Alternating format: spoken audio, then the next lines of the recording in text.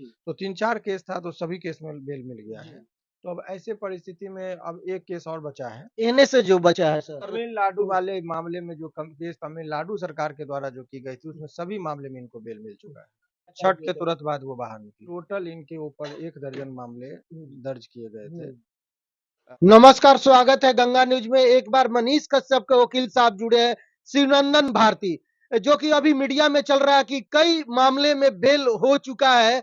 और अभी क्या चल रहा है उनके केस के मामले में, तो हम जानकारी लेंगे वकील साहब से कि क्या सच्चाई है। और वकील साहब ने पहले ही भविष्यवाणी कर दिया था हमारे चैनल पर कि जल्द से जल्द मनीष कश्यप निकलेंगे, हर एक चीज में बेल मिलेगा। तो वही चीज देखने को मिल रहा है, जो कि लगातार उनका बेल पे बेल मिल गया है। और कितने और बेल मिलने वाले हैं, मतलब कौन सा और केस है, वो सारे मामले में बात करेंगे। स्वागत है सर गंगा न्यूज। जी, बहुत-बहुत शुक्रिया आपका भी।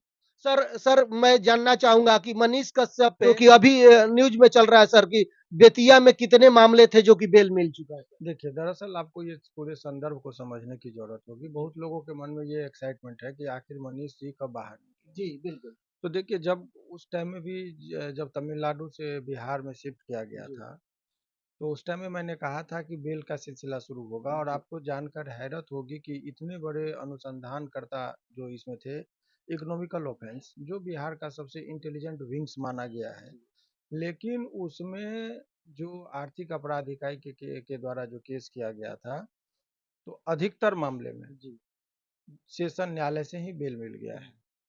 और इनको नहीं, सारे अभियुक्त को भी, इनको भी। तो ऐसा कोई खास मटेरियल इस केस में कलेक्ट नहीं हो पाया जिसका अभियुक्त को लाभ मिला। जैसे बहुत सारे लोगों को एंटीसिपेटरी बेल मिल गया, बहुत सारे लोगों को रेगुलर बेल मिला, जिसमें एक युवराज सिंह करके था, जो जो अभी हाल ही में, चूंकि उनके ऊपर इस 2 ही केस थे, तो दोनों में बेल कराया, तो उनका रिलीजिंग हो गया। इनके ऊपर अब जो अन्य मामले लंबित थे, उसमें लगभग सारे केस में बेल मिल गया है।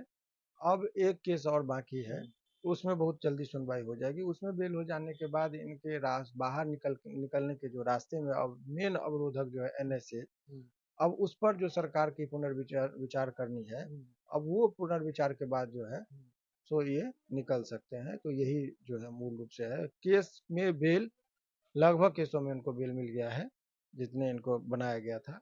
अब जो है सो मेन एनएसए पर भी इनको अब देखना है कि सरकार कैसे, क्या उस पर रणनीति होती है सरकार की। अब उसी की वजह से ये जेल में रह गया है। तो सर बेतिया में जो बताया जा रहा है कि बेतिया में जितने मामले थे अब खत्म हो चुके हैं, तो और कोई देखिए, केस नहीं जितने है? मामले अन्य केसों में बेल पे थे, और जिसमें वो सरेंडर किए थे, उस मामले में बेल मिला है। और तो भी केस है सर बेतिया में? देखिए, टोटल इनके ऊपर 1 दर्जन मामले दर्ज किए गए थे। ये आर्थिक अपराध इकाई में जो हुआ है, तमिलनाडु में हुआ, बिहार में हुआ, और पूर्व के मामले को जोड़ेंगे तो लगभग 1 दर्जन केस था। तो सारे केस की हिस्ट्री को देखनी होती है, तो न्यायालय ने सारे हिस्ट्री को देखा है। और अभी जो परिस्थिति है, जब तक कि बेल, हालांकि सारे जब तक एक भी केस में बेल नहीं मिलेगा, तो जेल में ही रहना पड़ेगा। तो 3-4 केस था, तो सभी केस में बेल मिल गया है। तो अब ऐसे परिस्थिति में अब एक केस और बचा है। एनए से जो बचा है सर, एक केस में बेल भी लेना है, और एनएसए पर जो है, क्योंकि अब बेल सारे केसों में मिल जाएगा, तो सरकार भी ऐसे परिस्थिति में बाध्य हो जाती है कि एनएसए को हटाने के लिए। तो अब समय, और देखिए कस्टडी पीरियड भी सफिशिएंट होता है। नेचर ऑफ एलिगेशन जो लगा है, वो उतना स्ट्रांग नहीं है।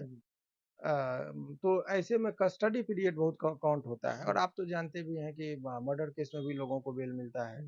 तो एक समय अवधि कस्टडी पीरियड हो जाता है, तो वो जज साहब को कन्विंस करने में वो पॉइंट बनता है कि सफिशिएंट, माना कि यदि वो गलती किया भी, तो भी पर्याप्त सजा मिल गया है, अब रिलीज कर दिया जाए। ये सब बहस के दौरान बातें कही जाती है।